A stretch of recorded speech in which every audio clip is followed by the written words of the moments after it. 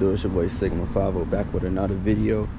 And as you see from the title, this is gonna be my review of my Mustang. So let's get into it. Alright, so look, this is my 2014 Mustang GT. If you know, I'm already full bolt on. But if you're new to the channel, yeah, I'm full bolt on right now. I'm gonna tell you the mod sooner. But yeah, this is my 2014 Mustang GT, 10-year-old car. And I got this car at 62,000 miles. Man, this car is dirty, bro.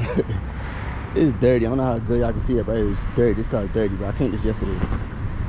But yeah, this is a car that I got at 62,000 miles. And right now I'm at 82,000 miles. I just recently got to 82,000 miles. If you know, you know, man. But this car, ever since I got it, it hasn't been perfect. I've just now got it to drive like very good, man, but it's been a journey since the first day I got this car, bro. When I first got this car, bro, it gave me nothing but problems. Like the first 2 weeks I got it, the car was driving straight. After that, the car was falling on its face, no acceleration, misfiring. And I'm not saying like every Mustang is going to give you that problem. Like a 2013 Mustang, I'm not saying that each and every one of them are going to give you the same problem. But I had this car since 62,000 miles, and I'm just being honest, man. I had problems ever since I first got this car. Now, the first problem that, if you know, that I had with this car was the misfiring issue. And I changed the spark plugs, the coils. I ran a lot of tests on this car to figure out what the problem was, the root problem was. And I looked at the tests. It told me that I was running rich, stuck rich on one bank. Other bank was stuck rich and lean. So one bank was just giving me, like, I was just confused every time I saw that code, stuck lean and rich. But later on, like after all the tests I've done, man, I was like, you know what, bro, I'm gonna just take it to a shop, let them figure it out. And yeah, they figured it out. It was a clogged catalytic converter, and that was the reason why my car was misfiring. Like that pressure test was like at 18. You know, it's supposed to be more than 2. Like yeah, it was supposed to be more than 2. But yeah, that was the first problem I had to deal with getting this car. Then car didn't run right until like got it in January of last year, and it didn't start running really good until like I could say November or October. So that's how much problem I went through with this car. And the misfire wasn't the only reason, and I'm about to get into that right now. I mean, as of right now, I'm just telling y'all like the bad things that happened with the car, like the negatives about the car that I've had the experience. 20,000 miles that I had this car. But the next thing was I had a radiator fan issue. The previous owner I think he put an aftermarket radiator fan in. It caused a lot of problems. It messed up the wiring harness, and I went through like 2 or 3 pictures, and the car would just overheat because the radiator fan wasn't working, bro. Like I went through like 2 radiator fans. No, actually, yeah, I changed the first one that was already on the car, and I put an OEM one. After I put the OEM one, they put an aftermarket pigtail in it, and aftermarket pigtail was another problem with the car. And after I changed the aftermarket pigtail, I got the OEM pigtail. The car was driving fine. Like I haven't had a problem since. I do not want to jinx it, man. I do not want to jinx it. But yeah, radiator fan problem. I went through 2 radiator. I think I said 1 or 2 radiator fans. But yeah, that was the second problem. But look, like I said, but every Mustang is not gonna be the same. But that pigtail is really a common issue with these Mustangs, bro. With this year, that pigtail, it would freaking melt. And if you know, you know, man. But yeah, that was the problem that I had with this car. So this car is freaking dirty, bro. I don't understand. I cleaned this car yesterday.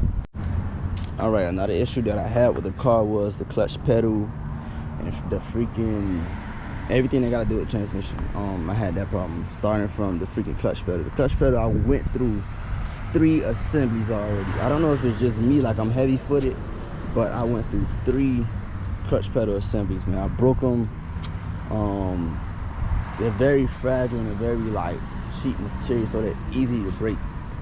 Look, I don't know if anybody else out there dealt with the same issue of that clutch pedal, but bro, that was definitely an issue for me, man. Like that piece on it would break off and I had to get a whole different assembly, man. And then clutch pedal kept breaking. Then I went through my throwout bearing was that thing just freaking it broke. The throwout bearing broke on my car, and I couldn't get into gear. I couldn't get out of gear also.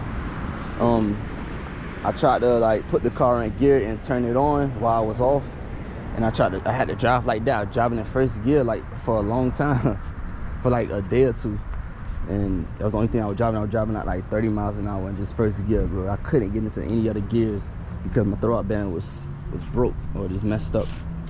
So yeah, the throwout bearing was, and then doing that, I ended up burning my clutch in the process. If y'all seen that video of how burnt my freaking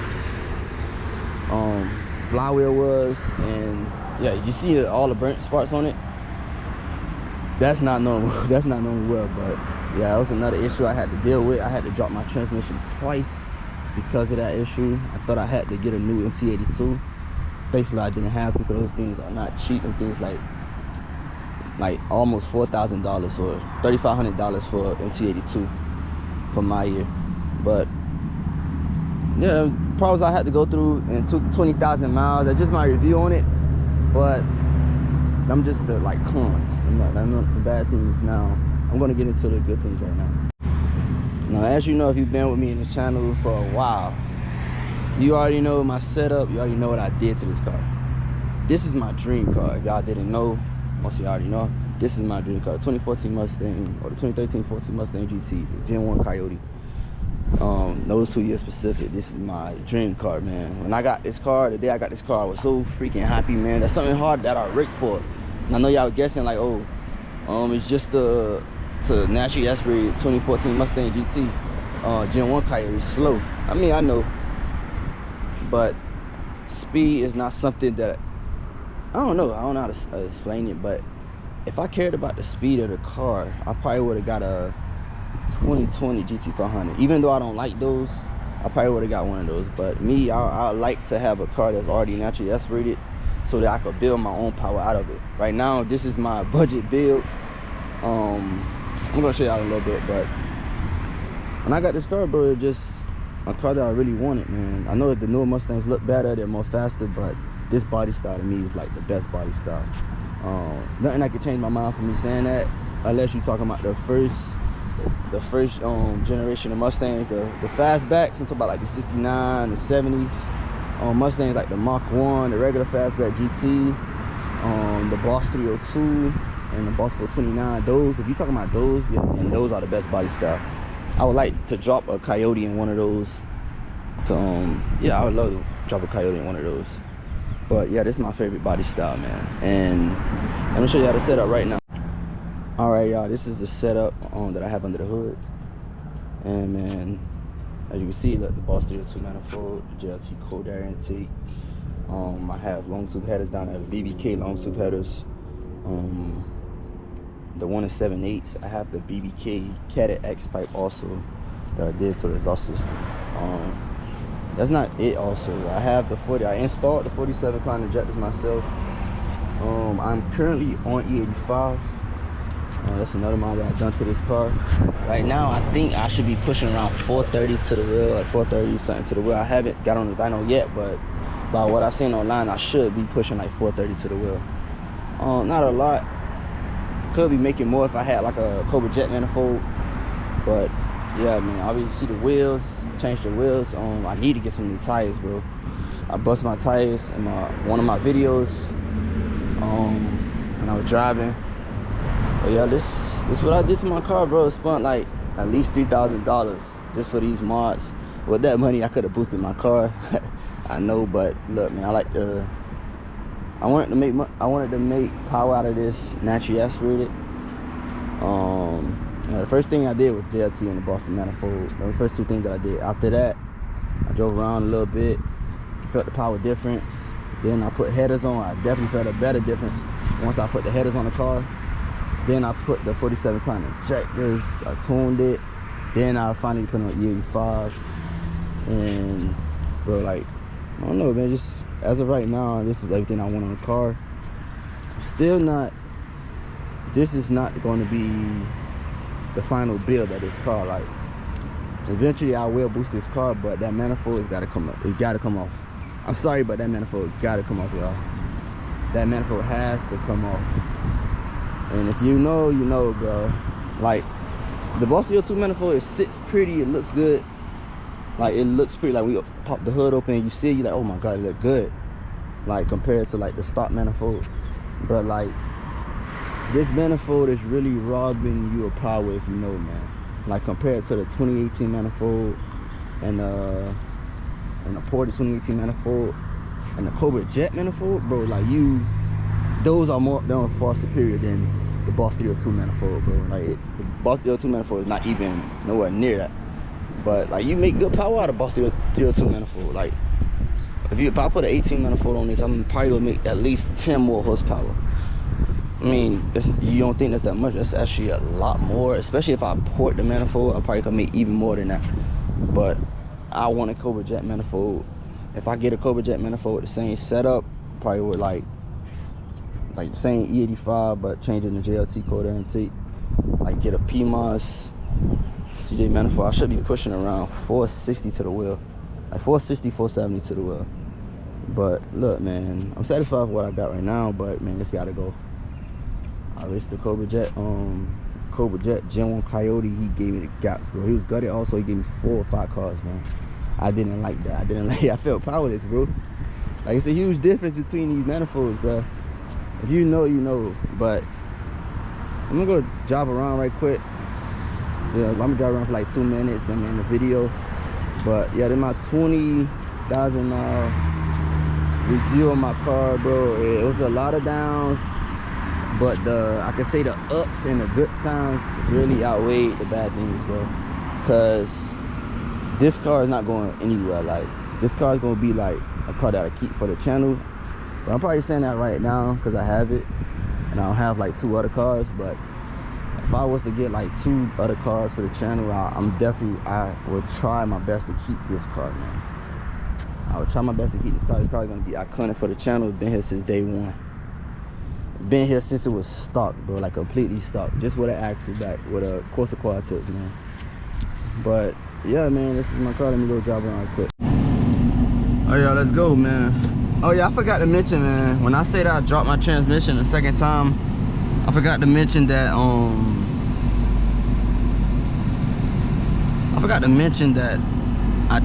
also changed my whole clutch assembly. Like, right now I'm driving with the McCloy flywheel and clutch plate and pressure plate. I changed that also, and bro, ever since I changed that, it's been so easy to get into gear, especially like at high RPM. I've been able to get into gear easily. Come on, man, you could have went. Oh.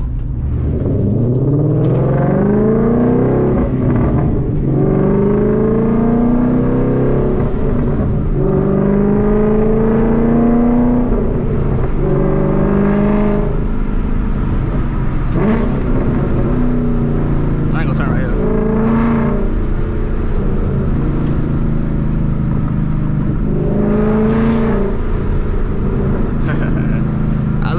System, bro, because you gotta understand, like, it's not the loudest,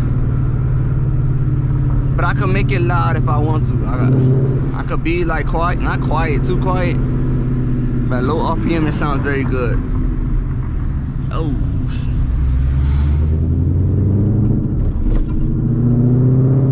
when I get to the higher RPM, that's when it gets very loud. I like the fact that I can make my car loud at any moment. Like, it idles very low. Alright, let's go.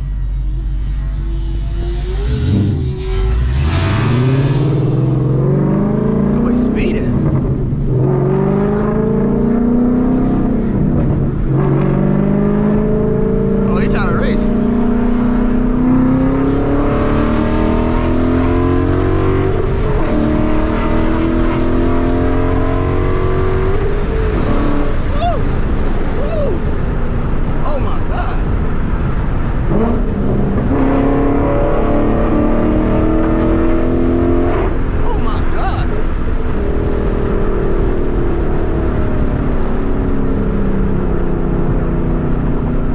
the brakes on.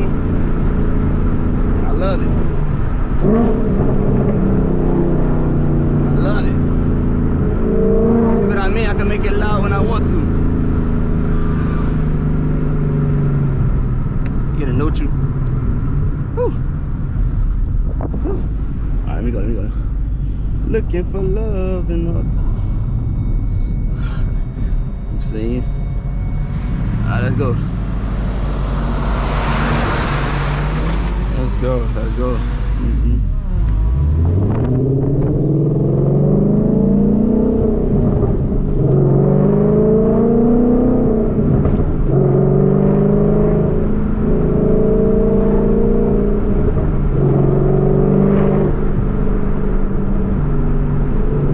Right now I'm at 3,000 RPM. See, it sounds beautiful right now. Once I get to like 4,000, it's obnoxious.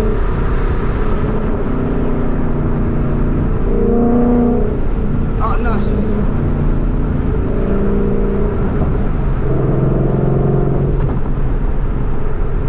Obnoxious. I'm at 5th gear right now.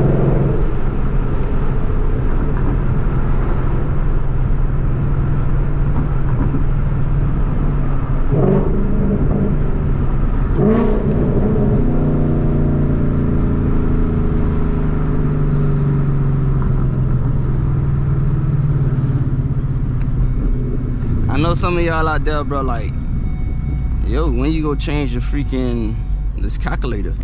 Y'all, look, man. I know, y'all keep telling me that. I know. But I have been trying to, like, when I got this car, bro, I didn't really worry about the interior. I was really trying to make the car faster.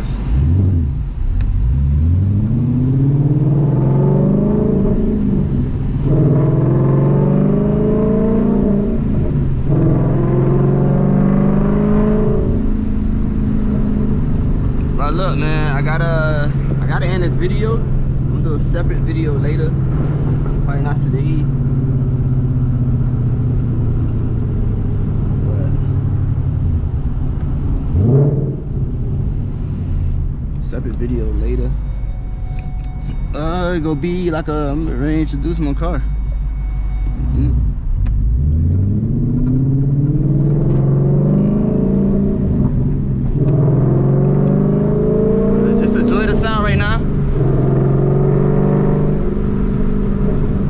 Somebody in the comments said my car sound like a GT350 and a low RPM.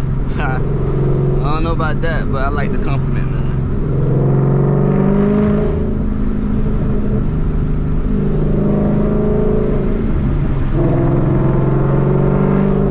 That's a coyote right there? Is that a coyote? No.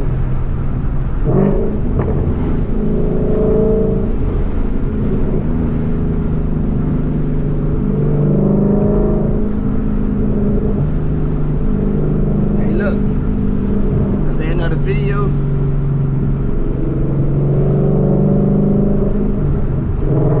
Like, comment, subscribe to the channel if you're new.